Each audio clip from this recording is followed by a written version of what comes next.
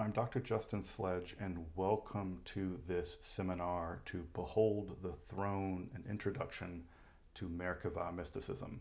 This lecture series is possible because of the generous support of the patrons of this channel. In fact, this entire channel is an experiment in crowd-funded university-level education made accessible completely for free. Open access, no paywalls. Access to reliable scholarly education on any topic shouldn't plunge anybody into thousands of dollars of debt, and I'm committed to making topics that I have expertise in and the history of Western esotericism as accessible to the public as possible. That said, if you benefit from the channel or from this course, I'd ask you to please consider supporting the channel for the production of free courses like this via a yearly contribution to my Patreon for as little as like $54 a year. It's basically a cup of coffee a month. But I genuinely appreciate your consideration for supporting this channel and making this kind of educational content possible. But to be clear, I am grateful for the work that I'm able to do, and I'm very happy to welcome you to this open access seminar, To Behold the Throne, an introduction to Merkavah Mysticism. All right, everyone, welcome to a new series, a lecture series here on esoterica, which are becoming sort of a summer tradition where we really deep dive into a topic. And as much as I like individual episodes of esoterica, nothing beats a good old-fashioned seminar where we really take one topic and dive deeply into it. And it is with distinct pleasure and with deep gratitude to the patrons of this channel that I welcome everyone to the summer seminar here of 2025, to Behold the Throne, an introduction to Merkavah Mysticism. And as you may imagine, this is a rather deep topic. We're going to get into it. We're going to get into a lot of the rather strange texts. And of course, here behind me, we have the famous coin, of which only one has been found, folks. Only one of these coins has been found here at the title of the seminar. This is a depiction probably of the god Yahweh. And we have a depiction of that god there on the left, seated on what appears to be a flying wheelchair. But this is the chariot throne of God. So we have enthroned deity in the chariot throne. And this is an introduction, of course, to the Merkavah mysticism, the form of Jewish mysticism that dominated Jewish mysticism prior to the rise of Kabbalah in the 13th century. And depending, as we'll see, on how to date this material, we may be looking at a form of mysticism that lasted for at least 800 years. But indeed, if it goes back to Ezekiel, it may have gone back several centuries prior to even that, and maybe into the period of the first temple, the one famously constructed by Solomon. So the course rationale is relatively simple. Merkavah mysticism is an incredibly ancient and a very important form of Western mysticism. However, it is poorly understood outside of a range of experts, a small range of experts. You're talking about probably a group of 10 people who are really experts in Merkavah mysticism. But one of the things that's very important about Merkavah mysticism is it's had an important impact in the development of Western esotericism more generally, specifically, as we'll see, in the development of magic. One of the most important magical texts ever composed in the Western world is Ganel's Summa Sacra Magici, and inside of that text is a translation of the Shior Koma, one of the most important texts of the Merkavah mysticism, in which the divine body is named and measured. So this is a form of mysticism that's had a huge impact, although it is poorly studied. And part of the reason why it's poorly studied is that the original texts weren't available even in Hebrew until the 1980s. So we're talking about a text that are, relatively only recently accessible to a wide range of people.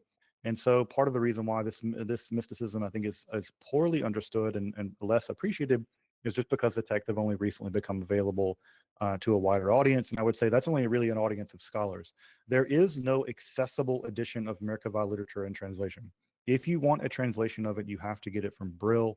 And of course, that means you're talking about a book that is prohibitively expensive. So in many ways, the literature is difficult because it's just not there's just not an actual accessible volume. And I hope that's one of the things that will change at some point soon.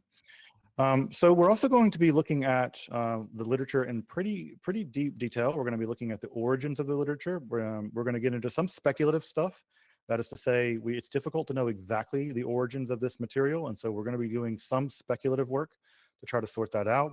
We're going to be looking at some of the personalities behind the literature. Part of what we will note about the literature is that most of it is pseudepigraphical, which is to say it's attributed to people that probably didn't do it. And so insofar as those people are a bit mysterious to us, we must ask ourselves, who are the actual personalities behind the Merkavah literature?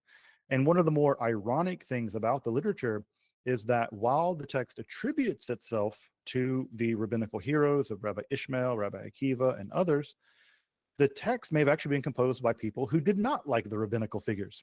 So they may be doing a kind of sleight of hand where they're pretending to be writing in their names all the while, in some sense, critiquing the entire architecture of the rabbinate. So this may be a deep subterfuge, right, where they are writing in their names and yet disliking them in the entire time. And thirdly, we're going to be looking at the praxis of the Merkavah literature. And this is perhaps one of the more controversial elements of how I want to teach this course, because as some of you may know, the first generation of people to discover the Merkavah literature claimed that it was homiletical in nature. That is to say, it was just sermons, that these were not experience-based texts. These were not phenomenological texts. They were homiletical. And so now I know that for many of you who've read some Merkavah literature, you'll find that to be absurd. I find it patently absurd. But what we're going to be looking at is the praxis by which some of this Merkavah mysticism was done. That is to say, what were the breathing techniques? What were the body posture techniques? What were the magical names? What were the techniques and the tools that were used to induce these Merkavah visions? And also, what were the tools and techniques that were used inside of the alteration of consciousness that one experienced in the Merkavah world, I should say, the mythscape, as I'm calling it, because it is another reality, but a reality quite distinct from our own and quite distinct in general, where exactly these visions are happening is something we'll be talking about. We're methodologically going to be taking the role that I typically take here in Esoterica, which is historical critical. So I'm going to be looking at the historical critical information. So we'll be text heavy, we'll be language heavy, be history heavy, but unlike, for instance, in the Agrippa seminar that we did last summer, we'll be looking much more at the phenomenology and at the praxis. So while I can't say that I'm a attempter of Merkavah mysticism myself, I want to have a specific eye to the way that they did this and to the experiences as phenomenological. And that's just a complicated way of saying, I think, and many other scholars believe, that these experiences were real to the people experiencing them. Now, what that means is up to you, but I want to center these texts as evidence of experience rather than merely as literature. Now, one of the more difficult things methodologically that we're going to have to deal with, and will always be in the back of our mind, and I'll say it as much as I need to say it, and hopefully not too much, is that we must be careful with the Merkabah literature in terms of extracting definite statements about the kind of experiences, the kind of mystical experiences, and the kind of techniques that by which the Merkavah descenders were able to achieve their visions. And the reason for that is that, as we'll get into this more in depth later, the texts that have come down to us are very, very heterogeneous, which is to say that they are not one stable body of Merkavah literature. What we have is an incredibly unstable collection of narratives. And those very unstable collection of narratives, we have to be careful, because when we look at the Davila translation, which I know that folks have access to in the course description, when we look at the translation, we're looking at a very diplomatic translation. And if you look at the actual a page of the Davila, which I should have brought with me, you'll notice that half the page is his diplomatic translation, and then half the page is all the textual variants. And as you'll probably be able to surmise, you can't simply say, the Merkavah people believed X because in Davila's translation on page this, it says this, without taking into consideration all those textual variants, right? So we're going to have pretty provisional conclusions about what we can say, because to some degree, the text is internally heterogeneous. Now, that doesn't mean we can say nothing, but it does mean that we're always going to be in provisional land. And that's fine, because history doesn't have to give us definite answers, right? So be able to be content with at some level not knowing, and certainly not surety. That's just not in the cards. But our outcomes, right? The course outcomes are going to be to introduce the praxis. This is going to be praxis heavy. We're going to be looking a lot at how they did this. We're going to be looking at the mythscape, that is to say, the world in which they entered into. And if you take a look at the image here on the left, you'll see this famous image of is Ezekiel by the canal at Chebar. And we're going to be looking at the world in which they entered into. And the world in which they entered into is a frankly terrifying world. We think of heaven as being sort of a place with clouds and people are smiling and everyone's, it's all hunky-dory, kumbaya up there.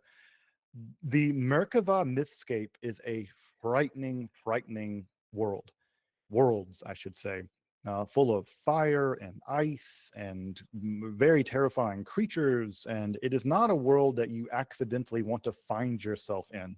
And so the world of the Merkabah is, I think, so unlike the idea of heaven that most of us have in mind that it'll be well worth appreciating the very different mythscape of the world of the Merkabah. And then finally, of course, we're going to be tying this together with the larger history of Western esotericism, because as I said before, one of the arenas in which Merkabah literature has not been, I think, studied sufficiently is in how the impact of this literature has had in Western esotericism. And that part of the reason for that is just because the text in which it is making an impact, we haven't even translated yet. I'll give one example of this. I gave it just a moment ago, the Summa Sacra Magici, one of the most important textbooks of magic produced in the Middle Ages, contains in it a Latin translation of the Shir Koma. Well, that wouldn't have mattered to most people because the Summa Sacra Magici just isn't translated. And so there wasn't even a critical edition of it until recently. So the truth of the matter is we don't know the extent of the impact of Merkavah mysticism on the wider scope of Western esotericism because these texts have just become available and the other texts are not even available yet. So in some level, we don't even know what we don't know. And this is part of what's really exciting about these kinds of seminars, and what's exciting about this material is that we're on the cutting edge of where the study of Western esotericism is. We're really pushing that line, I think, in a way that previously doesn't get done. And so we're really in a great situation to really be able to go pretty deep into the material and show some of these connections that ordinarily is not going to be accessible to most people. So that's really exciting to me, to be able to push where, kind of the limits of what we're doing here on esoterica. So the first big questions, right, that we need to deal with are, what is Merkavah mysticism and is it mysticism? Because one of the things that we're going to have to deal with is to what degree is Merkavah mysticism? Now, I know that for many of you, it's a no-brainer. Clearly, it's mysticism. It's people going into some internal state, descending to the divine chariot room and seeing all kinds of angels and things. That clearly seems to most people to be mystical. But as we'll see in just a moment, that is not quite the case. But very simply put, Merkavah mysticism refers to an ancient Jewish praxis. That is to say, a practice. We know it was practice. Our earliest references to it by the rabbinate are both in the Gemara and in that of 11th century scholar, the Chai Gaon. And in both texts, both the Chai Gaon and in the Gemara, the Talmud, we know people are doing it. So this was not literary. It was not armchair. These were people, groups of people, engaging in some kind of techniques by which they experienced entering into the divine palaces. And those divine palaces are typically referred to as Hekhalot, right? So this is typically, for folks who know some Hebrew, a Hechal is often a temple, but in his case, we're using the term Hekhalot to mean palaces, of which typically in the earliest literature, there are 3 of these palaces, and in the later version of the literature, there are 7 of these palaces. They're nested one within the other, a bit like a Russian doll, and at the center of those palaces is the divine throne, the chariot throne of Yahweh. Now, in that process, they are sneaking into a place in which they're not supposed to be. The Hekhalot are kind of off limits for human beings. Human beings are not supposed to be in there, generally speaking, because Human beings are unclean. Human beings are not pure. Human beings, the angels describe us as stinking like a putrid drop. We're just not supposed to be in there. It's like when you're a kid and you sneak into the big kids room. You're not supposed to be in the big kids room. Well, these guys are sneaking into the big kids room, and there are angels in there, and these angels are not our friends. Now, again, I know that for many people, you have a certain vision about what angels are. You might have a really wild vision of the so-called biblically accurate angels, or you may have the sort of stereotypical vision of angels as cuddly little babies. This is not either of those. The angels in the Hekhalot literature are absolutely terrifying. You have to understand that in the rabbinical literature, angels voted for us not to exist. They don't like us. We are impure, we are unclean, we are less than, and they do not want us in the Hekhalot. And so this is incredibly dangerous. This is a place where we're not supposed to be, and the angel's job is to keep us out of there. And so what has to happen is that the angels are going to be there to stop us from entering, the descenders, that is. And the only way to bypass them is through ritual praxis, passcodes, and other magical techniques by which to bypass these angels. And we're going to get into some of those passcodes and how they work. And along with that, for whatever reason, not clear to us, the palaces themselves are booby trapped, right? Because, who doesn't like a good booby trap? And so they've been booby trapped, and there are various ordeals that have to be passed, famously the water ordeal and the invitation ordeal. And we're going to get into these ordeals as we get into the mythscape of the world of the Hekhalot. But the ultimate goal, assuming you survive all of that, is to enter into the seventh palace, which contains the throne room of God. And there, the chariot throne of Yahweh is beheld. That's the language that is used by the Merkavah mysticism. It is to behold the throne. There's a sense of gazing upon it. There's a sense of sight as tactile, sight as like grabbing, sight as interacting with, not just seeing, but really sort of meditating on it in a very tactile, concrete way. And once one does that, all kinds of things can happen. The descenders can be transformed temporarily or permanently into angels. They can be allowed to sit on the divine throne in rare cases. They can be transformed to other beings of fire, like the seraphim. They can achieve some kind of bodily healing. This is one obscure text mentions Moses being able to do this. That is a shamanic element, going into another world and achieving some kind of healing technique. We'll talk about this as Jewish shamanism as we get into it. You're allowed to behold the kavod, the outer glory of the divine. You're allowed to measure the divine body, to gaze upon the divine body and measure it. This is the Shior Koma literature, where the dimensions of the divine body are very carefully measured with the unit of the parasang, a Persian unit that's about 4 miles or so. You can be given mystical wisdom. You can join in the divine choir. And in the divine choir, you're allowed to sing special Merkavah hymns, only accessible to the angels. And so this allows you to directly worship with the angels around the throne of God. It's important to note that those hymns, one of which has survived into mainstream Judaism, on Saturday morning, right? There is a El Adon. El Adon is a song that's sung in synagogues everywhere. That psalm, El Adon, has its origins in the Merkavah literature. So it is one of these Merkavah hymns that has actually managed to make it out into normie Judaism. So these are the kinds of things that can happen to one when one goes into the Merkavah. Other things that can also happen is that you can see things you're not supposed to see, and it can cause you to go insane. It can cause you to die. It can cause you to become a heretic. Famously, Elisha ben Abuya saw the angel Metatron sitting on the throne of God, as we'll read, and this was not supposed to happen, and it allegedly caused the greatest heresy in Jewish history, at least according to the Gemara, to the Talmud, the so-called two powers in heaven heresy, which is a heresy that definitely worried the rabbis much more than the Christian heresy. The two powers in heaven heresy deeply, deeply disturbed the rabbis. But this mysticism survives in about a dozen texts. So we have about a dozen distinct texts of Merkabah mysticism that survive in about 50 different manuscripts.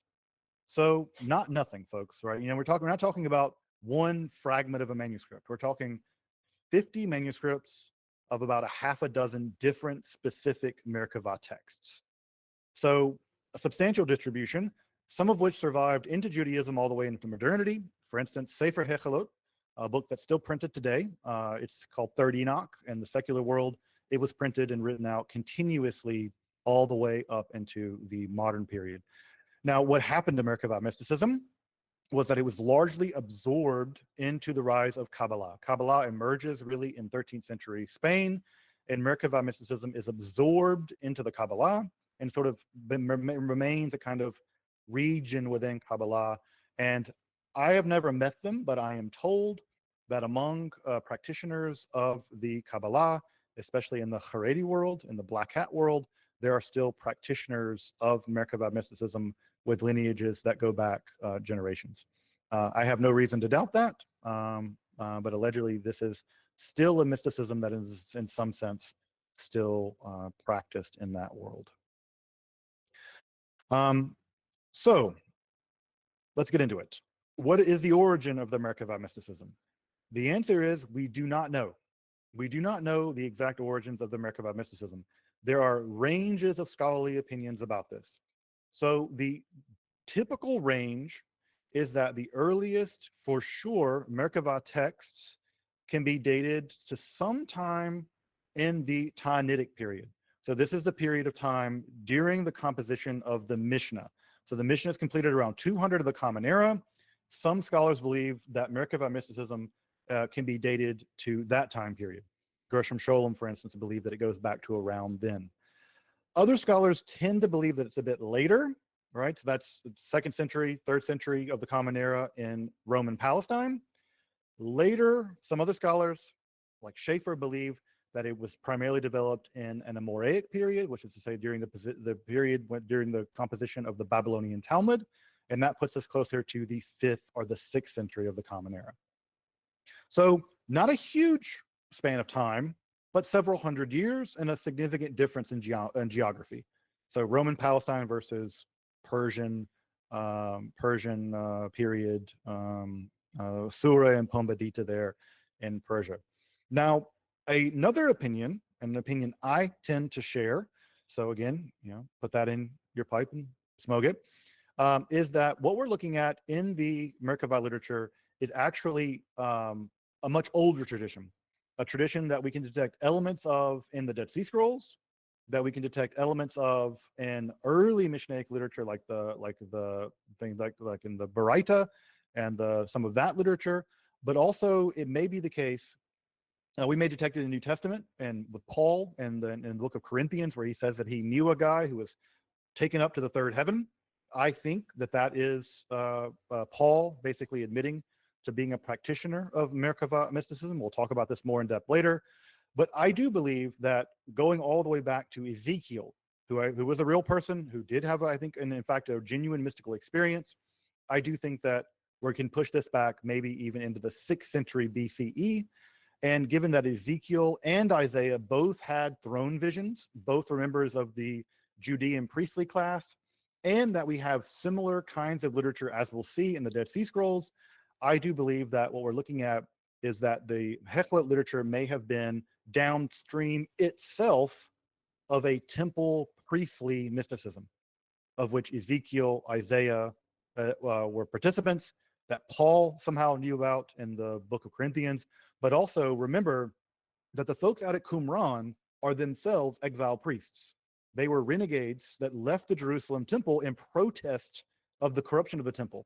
And it is possible that the Hodayot hymns, the praise hymns, and the self-glorification hymn that we see in the Dead Sea Scrolls are themselves just derivative of this priestly mysticism that we see expressed in Ezekiel and Isaiah.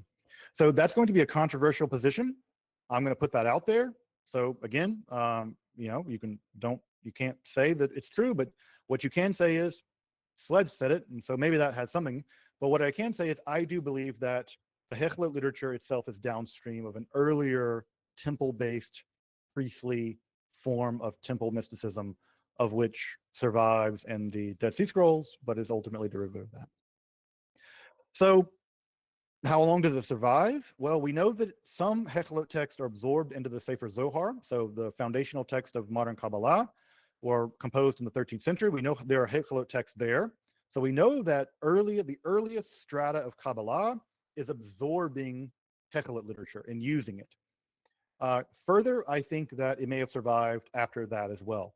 But the last real gasp where we see the Hekhalot literature being collected is in Europe by the folks known as the Chasdei Ashkenaz, the German pietists. And as you may know, they were fantastically interested. We'll talk about them a good bit later. They're very interested in mysticism, in demonology, in magic. Many of the texts of Jewish magic survived because of the Chasdei Ashkenaz. They were very strange, as you can imagine. And it's not clear how big of a movement they were. They may have been a movement. It may have been just one family. We have the Kalonymus family. We're not sure. But at any rate, the last editors of the Hekhalot literature as we have it it's being edited by the Chasdei Ashkenaz over in Germany. So just let that settle in for a moment. These are potentially priest mysticism texts, or at least a form of priest mysticism that eventually becomes Hekhalot literature, either in Roman Palestine or in Persia, and eventually makes its way all the way back over into Europe, entering probably in Italy, and then finally being edited in many of the manuscripts that we have in Germany in the Middle Ages. I just want that to sink in to give you a grasp of just how long, how extensive, how ancient, and how enduring this form of mysticism was. Right? Again, Kabbalah that we all now know and love with the Sefirot, that's only been around 800 years. Now, I know I say only 800 years, but if we're talking about a form of mysticism that may go back to Ezekiel, we're talking about 5th century BCE, 6th century BCE, right? So we're talking about perhaps one of the oldest, if not the oldest, form of continuously practiced mysticism in the Western world. Now, if you let that, it sort of hit you over the head like a hammer, because you're like, hold on, this is the oldest continuously practiced form of mysticism in the Western world, and I've never read a text of it. How is this even possible? Right? This is, I think, why part of the reason why it is motivating me to do this seminar, because we have. I think it's just important. I think it's just important. So this is where we're going to be going into some of this literature, because I think that is incredibly ancient, incredibly impactful, but very, very important. The characters that drive the Merkavah literature are typically rabbinical in character. And typically it's four, right? It's four major characters, or really three major characters that are going to drive this literature. The first is Rabbi Akiva, who we're going to get to know in some detail. Folks may know Rabbi Akiva. Famously, he only began to learn the Torah at the age of 40. He was famously ugly, and he ended up marrying a very beautiful woman, and he was quite a guy. But he only began learning Torah quite late in life, and famously he was martyred. He was martyred by the Romans. So Rabbi Akiva, Rabbi Ishmael, another also very important Talmudic rabbi, who is important, and of course Rabbi Nechunya ben Hakana, who many of you know not just from perhaps the rabbinical literature, of which he's a relatively minor character in the rabbinical literature, but for my Kabbalists in the room, you'll know that the Sefer Bahir is also attributed to Rabbi Nechunya ben Hakana. So we're going to be looking at these three guys. Now there are more descenders that we'll be talking about, especially in Hekhalot Rabbati. And if all these books and names are not sounding familiar, good. That's why you're here. You're here to learn about them. So you'll have all this stuff in your head as we get to it. But Hekhalot Rabbati is the largest of the Hekhalot texts, and there are a great deal more rabbis mentioned in that text than in any other text. So we'll come back, but Rabbi Ishmael, Rabbi Akiva, and Rabbi Nechunya ben Hakana are going to be our kind of heroes. They're going to be the ones that are going to guide us on this tour, but even they aren't safe. Famously, Rabbi Akiva was actually went into one of the Hekhalot, and one of the angels was going to kill him, and God's self had to intervene and say, hey, leave off the guy. He's okay. Bring him in. So even Rabbi Akiva, God had to intervene in order to prevent Rabbi Akiva from being beheaded. And by the way, in the Hekhalot, they don't behead you. They behead you and throw you onto 10,000 axes, right? It's just like overkill, quite overkill. But as I mentioned, the fact that these texts are written in Hebrew, written in Aramaic, and ascribed to rabbis doesn't mean that they were being written by rabbis. And what's really important here is there are two theories about what's going on in the origin of this literature, and they're not commiserate. One theory is that this is in fact rabbinical literature. And one reason to believe that it is rabbinical literature is it's familiar with Torah, it's forbidden, familiar with the literature, it's familiar with halakha, right, with legal texts. It's familiar with Judaism, right? It's familiar with all the kinds of things you would associate with Judaism. Hebrew, they're being written in Hebrew, they're being written in Aramaic. So it has a rabbinical feel to it. But it also seems to be doing things that are clearly against rabbinical law, like going into the divine throne room, like using angelic magical terms to like bypass these guards and things. It seems to come dangerously close to kishuf, to magic. And as we'll see, it very much parallels magical literature in the ancient world. For my folks who are familiar with the Greek magical papyri, you're going to see a lot of parallels of the Greek magical papyri with the Hekhalot literature and other forms of Jewish magic that will emerge out of it. Things like the Sefer Malbush, where magical literature where you don a magical Kabbalistic garment, also a medieval text. Again, a lot of these names and a lot of these ideas are kind of going over your head. That's fine. We're going to get into all of them, I promise. I'm not going to just drop a lot of names and leave you hanging. No, I don't do that. The other theory, right, is that this literature is in fact para-rabbinic or maybe even anti-rabbinic. As you know, one of the main important rabbinical virtues is study. And they constantly talk about how difficult study is and how important study is. But one of the things that seems to emerge out of this literature is the ability to rapidly gain knowledge without studying. So one of the ideas that has emerged by scholars is that this literature is in fact anti-rabbinic, that it emerged by people who did not like the rabbinical establishment, who wanted to gain access to their prestige, gain access to their knowledge, but they weren't doing all that study stuff. And therefore, they were willing to use forbidden techniques like magic in order to do so. And they hid what is otherwise anti-rabbinic, maybe even forbidden, forbidden knowledge under the guise of being written by rabbis. So they did a really hilarious, ironic twist, right? They took anti-rabbinic sentiment and they hid it behind the names of important rabbis like Rabbi Akiva, Rabbi Yeshua, Rabbi Nechunya ben Achana. So the jury's out about this. I tend to be in the middle of the road. I tend to believe that what we're looking at here is something very similar to the clerical necromantic underground of Europe. That is to say, rabbis by day, descenders by night. That these people are at some level using rabbinical tools and techniques, and then they're doing experiments on the side. So I think we're looking at a kind of para-rabbinical or even rabbinical, but sort of renegade rabbinical group, right? A sort of renegade rabbinical group at some level. So again, I think that Schaeffer and other people, Davila, make very strong arguments for their positions. You should read those. The position I usually take here is that I think we're looking at someone who's, again, something like akin to the European clerical necromantic underground, rabbi by day, descender by night. But you know, I'm sure also it's not one group of people. I'm sure it's not one group of people, to be sure. Now, the second question, right? Now we have a sense of what Merkavah mysticism is. The question is this mysticism? Now, I know that for many of you, it'll be patently obvious, of course, it's mysticism. But one of the things that's happened in previous generations is that there's been a rejection that the Merkabah literature is in fact mystical, because one of the core conceptions that we have of mysticism in the West is that it is infused and in many ways dominated by Neoplatonism.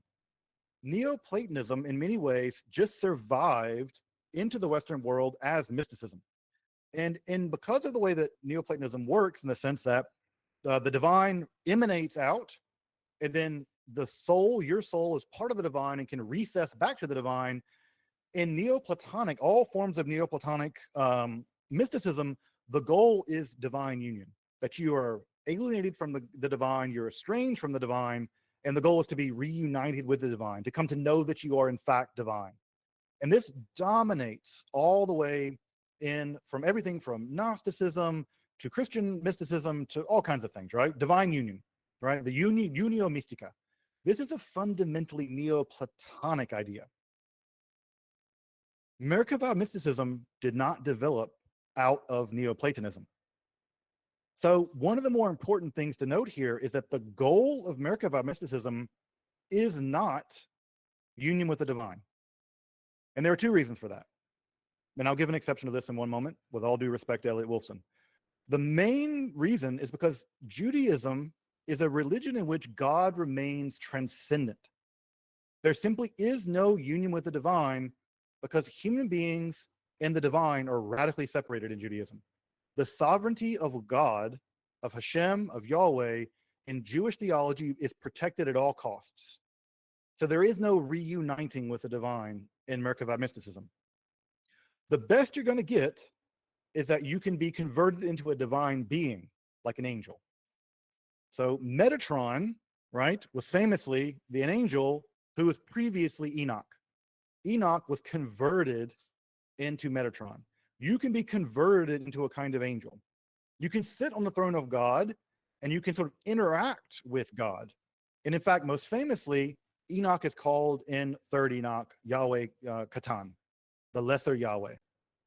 So one of the important things to know about Merkavah mysticism is that it did not develop inside of Neoplatonism, and it was not influenced really by Neoplatonism in a significant way.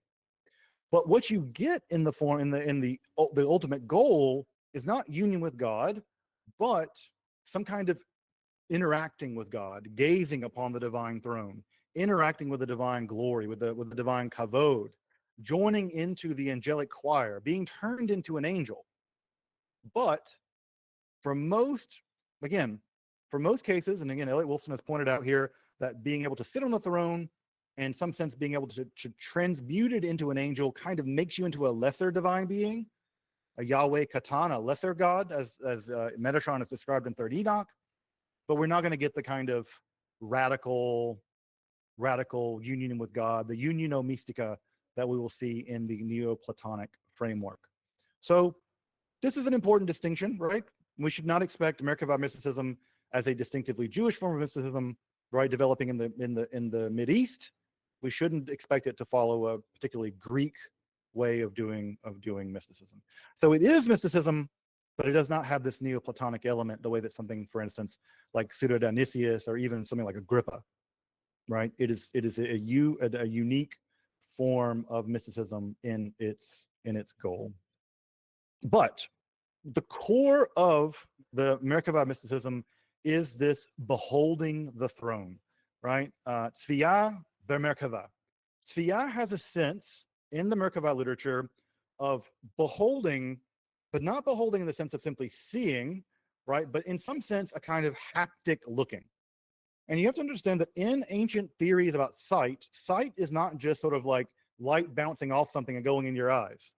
Sight actually can touch, right? It can grab, it can hold on to. There's an excellent book by my friend, Dr. Rafe Neese, on sight in rabbinic Judaism. And so it's important to understand that sight is a kind of haptic thing. It's a touching. And therefore, to see the divine throne, to tzviyah the divine throne, is not just to look at it the way that I'm looking at a screen, but it's a kind of meditative gaze. It is a kind of gaze in which you are implicated. The thing seeing is implicated in the sight. And at some level, the seeing brings the thing to you and you are absorbed into the thing. So it is a kind of haptic gazing. So when we see this phrase, beholding the throne, even in the English, right? Behold, right? It has a sense of grabbing it. And so think about that, right? And when we think about this beholding the throne of God, the chariot throne of God. And what happens in this beholding is a very immediate phenomenological change whereby the descender, almost always descender, sometimes ascender, especially in Hekhalot Rabbati, but mostly a descender. We'll talk about why descender and not ascender in most cases when we get later on. But the idea is that one is given a kind of privileged access to the divine, specifically of the divine knowledge, and that this happens sort of all at once in a non-rational way, right? So you're not able to discursively think your way to the throne. The throne has to be beheld, right? And through this process of tzviyah, to seeing, beholding, you're able to be transformed in these kind of mystical ways and achieve this vision of the divine and be transformed by that. So in this way, it is mystical in that it very much blows out natural categories of experience, because clearly you're not seeing with your eyes, you're seeing with the mind's eye, and you gained rapid knowledge that you otherwise could not gain through what I might call a hyper natural way, right? Through a hyper natural means. You get it as if you're plugged in and you're given it all at once. So it is mystical, not in the sense of divine union mysticism, a la Neoplatonism, but it is mysticism in the sense that it is a distinct phenomenology, a distinct experience from which you are transformed, right? And for which you gain knowledge that typically is not available to you. And if that's not mysticism, I will suggest that it will do until mysticism shows up, because it is not unio mystica, but it is a distinctly Merkavah mysticism, a specifically Merkavah style of mysticism, very particularly Jewish style. Now, as you probably know, that all sounds a bit like some texts that many of us know, and we're going to get into them, from the Greek magical papyri, specifically the Mithras liturgy. For folks who've had some PGM, who read some Greek magical papyri, this should sound a lot like the Mithras liturgy to you. It should also sound a lot like the Hermetic texts, where you're ascending through the spheres and you're beholding, right, the body, the Pymander.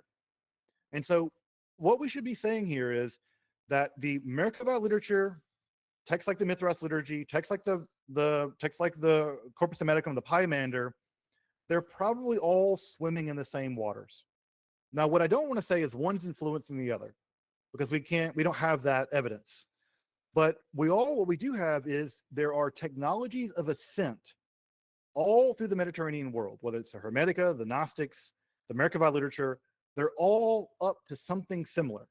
They're trying to get out of this world for various reasons, either because this world is evil for the Gnostics, or it's, they want to reunite with God, or they want to behold the throne for the Merkavah mystics. But what we're seeing here is angelic seals.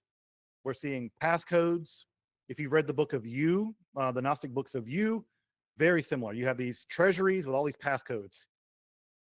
Now, what's the connection of all this literature? The truth of the answer is we don't know. We don't know how these are all connected. But they're so conspicuously similar that they're simply unimaginable to me that they're all developed independent of each other and came to shockingly similar conclusions about the structure of reality and how to navigate moving through it. So exactly what the relationship is, I don't know. But what I want you to do, for all my folks out there who've read some PGM, who've read some Hermeticism, who've read some Gnosticism, try to keep those hats on and see those connections as we go through the literature. Because what I think we're going to see is a great deal of connectivity between these mystical traditions. All quite different, all quite separate. They wouldn't have even liked each other. The Merkavah mystics would have hated the Gnostics. The Gnostics would have hated the Merkavah mystics, right? But they are united in a shared kind of mystical praxis, right? And that's what I find fascinating. And we need to get beneath that as much as we can to begin thinking about how Merkavah mysticism fits into this larger picture of the development of Western esotericism, because clearly it has a part to play. We're going to have to get into it. We're going to do it. We're going to get into it. But I'm trying to impress upon you that there are connections here. There are deep connections. There are ancient connections that persisted all the way down to perhaps now. And the question is, let's trace those out. Let's try to figure those out as best as we can. But as we wrap for today, right, as we've so set the stage, talked about the importance, talked about what we're doing, the first place that we have to get at to understand why Merkavah mysticism is so radical is to understand that the core way in which the Israelites encountered their God, Yahweh, was through theophany. Literally God appearing, right? God appearing. God appears to Abraham in the form of these kind of weird human beings. God appears to Moses in the form of the burning bush, right?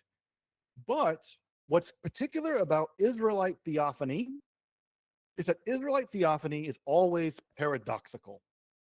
It's called I call it paradoxical theophany. When the Pymander shows up, right, you just see it. It's like, oh my God, it's the Pymander, right? It's the infinite being or something. When other gods show up in other traditions, they simply show up and you see the deity in some form or an avatar of the deity. But in Judaism and Israelite religion, the appearance of Yahweh, the appearance of Hashem, is always a concealment. I will show to you, but you can't see my face, or you can only see my back, or I'll show to you, but only in a, not in an earthquake and not in a fire, but in a still small voice. The revelation of Yahweh is always a concealment.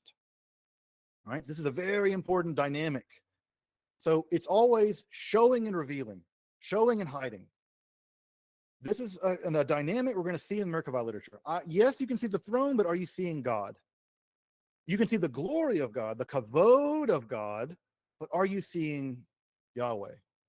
And this is always going to be a tension in the Merkavah literature because it's an inheritance of the ideas from Israelite theology. So there's always a kind of tension between divine immanence and divine transcendence. But what makes the Merkavah literature so radical is that in all these cases where God appears to Moses or Elijah or Isaiah or Ezekiel, is that in those cases, they are always appearing, right, to their viewers passively. Ezekiel just sees the sky ripped open and there's God or something, the chariot. Isaiah is in the temple and all of a sudden God is there, and right? But it happens to Ezekiel. It happens to Isaiah. It happens to Moses. It happens to the Israelites. They are the passive viewers of the divine. God appears to them. Merkavah literature flips the script. It says, you don't have to wait for God to appear to you. You can go to God. You can make the journey. You can go through the tests. You can become an active descender, and therefore the theophany is not God appearing to you, but you appear before God. What makes this Merkavah literature so radical is that no longer are you simply a passive recipient of the theophany. You are an active descender to the throne. And in many ways, this should strike you as shockingly heretical. And it probably was heretical, because there's an idea that you should not be able to simply go to the divine. What are you? You're a putrid drop, according to the angels. Rather, you can. It's chutzpah. How do you do it? You got to survive a lot of ordeals and stuff. The angels are going to kill you. You're going to do all kinds of stuff. It's going to be bad. But what I want to impress upon you as we wrap for today, as we're going to really get into the literature starting soon, is the revolutionary character of this idea in Israelite literature. All of Israelite literature at some level is God revealing God's self to the Israelites. The Merkavah literature says, hold my beer. We're going in. We're descending ourselves. We're going to go to God. And in that way, I really want to suggest to you, the Merkavah literature is shockingly radical in its chutzpah, its daring, because it says you can go to God, but be careful. You might die on the way. You might go crazy. You might become a heretic. It's a dangerous journey, but we're going to go on that journey, folks. And I'm so glad to have all of you on that journey with me as we begin to explore the world of the Merkavah literature. Thank you.